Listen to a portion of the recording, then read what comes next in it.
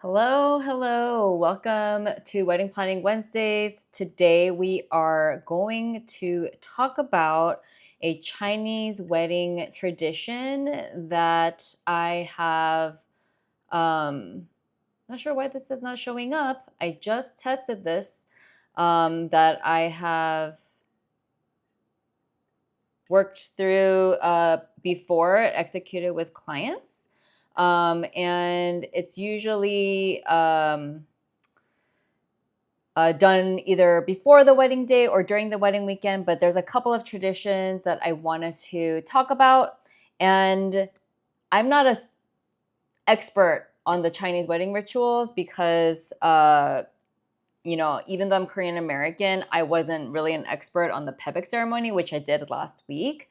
And what I love about this process is it allows me to research on ceremonies or rituals or traditions that I've executed before and that I'm familiar with, but don't really have a strong understanding of what they are. And so when I'm working on presenting this to you, it, allows me to learn more about it, and it does spark my curiosity. And I've been really enjoying these weekly lives because I do delve deeper. And of course, I'm sharing what I know as a wedding planner as well to help you in your journey. But again, I don't know everything. And so it's been fun to go down this path because, as we all know, or as you might know, May is AAPI Heritage Month. And so I wanted to just learn more about some of these Asian ceremonies that I've seen. And, I really didn't really know the histories about it. So welcome to Wedding Planning Wednesdays. My name is Jane Yu. I am your host, and I dive into my favorite wedding topic of the moment every week. And I am the co-founder of UNS Events. We plan, design, and DJ weddings that unapologetically reflect who you are. My main goal is to really help couples like you make intentional decisions that are personal and reflective of your unique story. If you're just getting started, you can download my wedding planning checklist. It is a combination of a timeline and a task list to keep you on top of your to-dos. You can find the link in the description below, and we'll get started. Now, before I dive into the wedding part of it, I always talk a little bit about life and just any updates or what's bringing me joy, etc. And I think I'm working on trying to, I guess it's a sort of manifestation or a type of it, but just working on asking people for what I want and need, not just in business, but in personal. And sometimes the answer is no, or people don't respond or whatnot. But sometimes I am pleasantly surprised by the positive responses I do get. And I never would have known if I didn't try. And so today I did have a phone call with a friend just to talk about some strategies for the business. And this friend is typically a very busy person. And I thought I'd reach out, and it was so much more insight than I could have ever asked for. So I'm really happy that I asked and really grateful for the time this person gave me. And so all that to say, you should go after what you want and ask for what you want. Otherwise, you'll just never know. And the worst thing that can happen is nobody responds, which is totally fine. Or they say no, which is also totally fine. But again, it's better than you sitting there wondering. And I'm glad I did that. So today I'm going to talk about Chinese wedding ritual, and I'm going to try and fix whatever is happening with my screen. But basically, I have witnessed this ceremony, through some of my clients at weddings, and I didn't fully plan it, but I helped them execute it in terms of timing and making sure they had all the elements. And so it was really fun to kind of go down this road. And I pulled photos from a former client's wedding that I did in New York a few years ago, just to show you an example of it.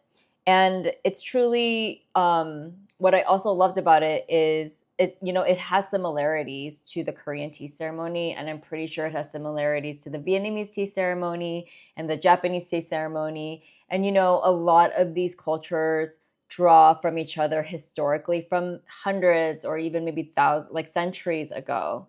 And so I love learning that because I love learning that because it shows how connected we all are. We're all not that different.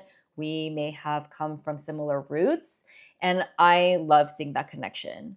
And so, of course, every culture has its different nuances, but there's also a lot of similarities, which is, I think, is something great to point out or to acknowledge. So while I was doing research, I couldn't quite figure out what the tea ceremony is exactly called. I saw a couple of different things, but I think it may be called Jing. Okay, I'm going to butcher the pronunciation because I do not speak Mandarin, but the Romanized, like Americanized way of saying it is called Jing Cha, which means serving tea respectfully. So that kind of captures the aura of it. And then Cha Dao is the way of tea, which is like the philosophy of a tea ceremony, not just wedding related, but it's kind of, I think, the overarching tea ceremony, what that's called. I'm not going to go into super nitty gritty about like the steps of it because there's a couple of things that I want to touch upon today, but I did want to take you sort of through the broad strokes, what's needed, the etiquette, etc. And Tea Spice, thank you for saying hello. I love it when someone pops into the chat, someone other than my husband. And so thank you for joining today. So what's needed is, I think typically what I read was that in the past, historically, they would do 2 separate tea ceremonies for each partner. I'm gonna speak in bride and groom terms, and I haven't personally seen a Chinese tea ceremony for a same-sex couple, but of course I think it would be just as beautiful. And for historically, it's been at each of the families' like homes. But nowadays they really do it a lot together, and it's either like after the wedding or before the wedding or during the wedding. I did see some conflicting info as I was researching on different places. I think maybe historically it was, I saw a post say that it was pre and then one was post. So if you have any more insight into it, please let me know in the comments. But typically you'd have an ancestral altar set up, and you might have white flowers, fruit, offertory wine, incense, invitations, and then of course you'll have the tea set, a cultural tea set. And sometimes the bride and groom or the couple will light 2 candles together. A lot of times you'll see a dragon and phoenix motifs in the decor, or they might light 1 candle together to symbolize their unity. Then you'll also need lucky red envelopes so that your elders and people you're serving tea to can fill it with cash and gift it to you. And it's typically married family members, who are gifting it to the younger generation.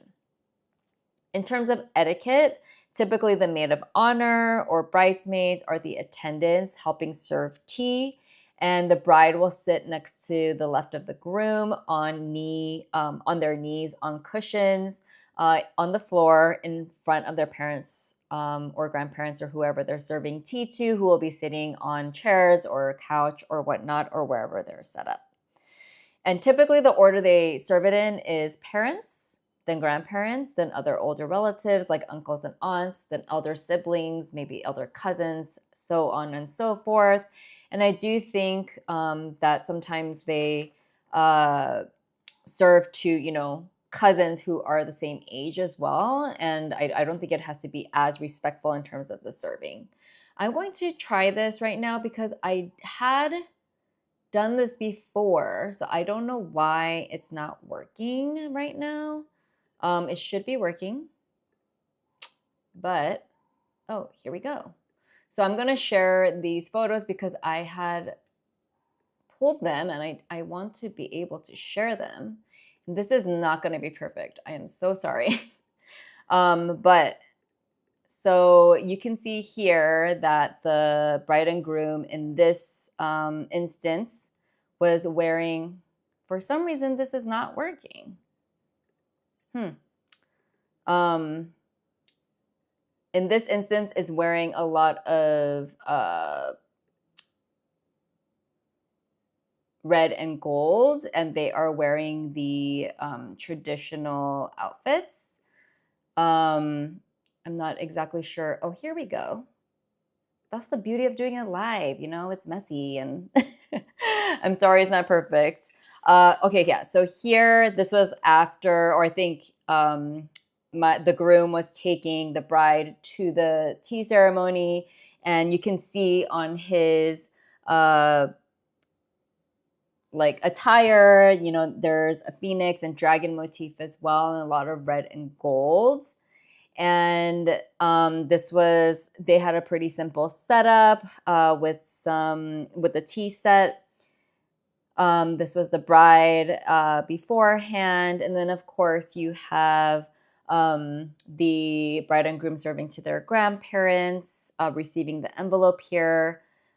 This is just another photo of the tea set. And then, just decorations around the room that you'll see throughout these photos. And you'll see the double happiness symbol as well, a lot of times in the motif. And I just love these photos. It was fun looking back at them. I hadn't really taken a look. I am not sure what's going on with this today. This has never happened, but here I am again. And so I think it's a lot of obviously red and gold. And this was at a hotel.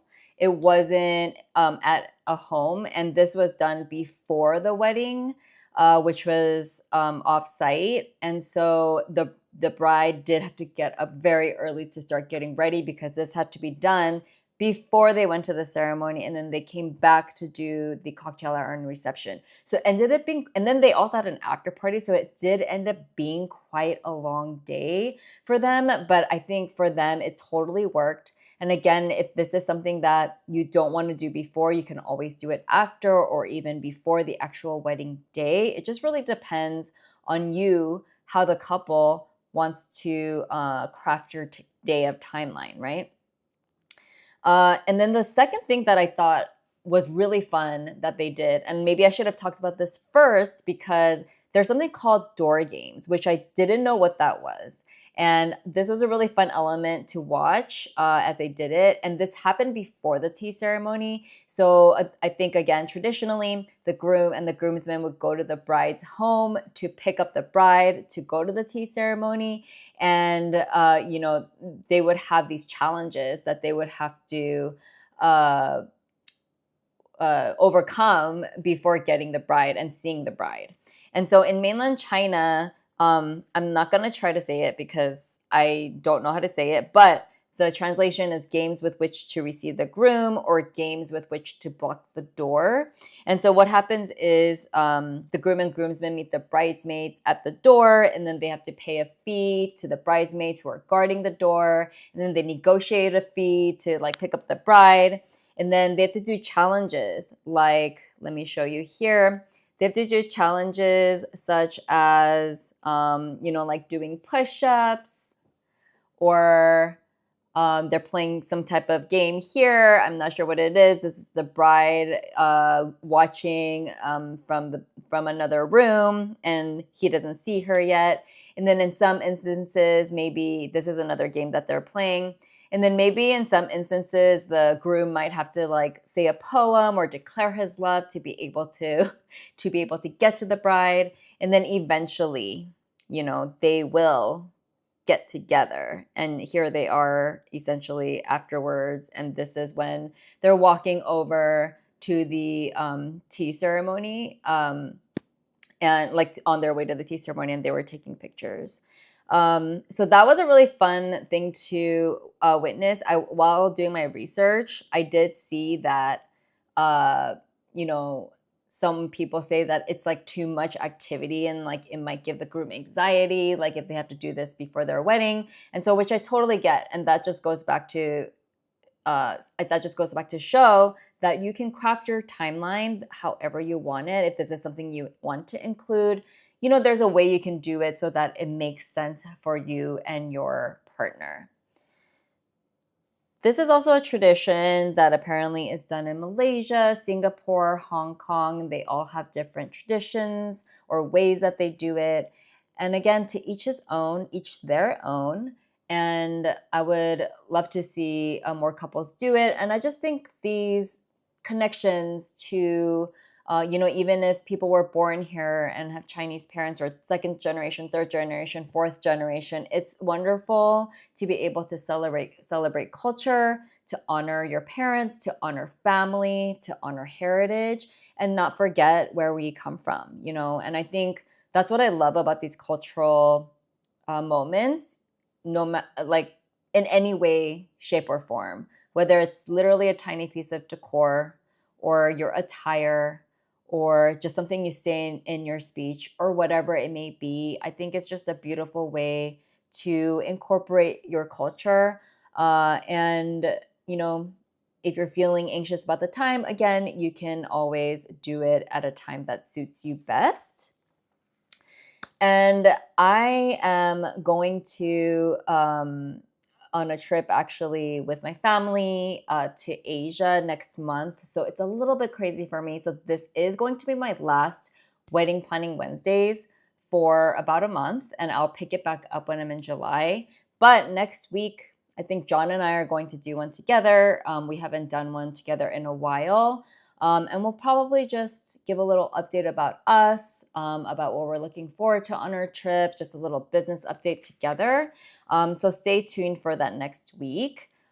Sorry about the technical difficulties. I'm trying to really kind of figure out how to make these lives a little bit more interesting and also more streamlined by showing content and photos and examples.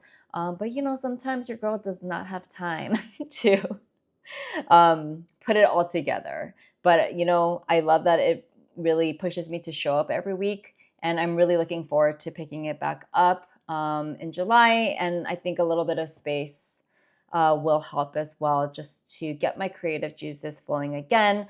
And if you have anything that you're wondering about that you want me to discuss or talk about on my lives, please drop it in the comments. I'd be happy to do it. You can always email me. All my info, how to connect with me is all in the description below.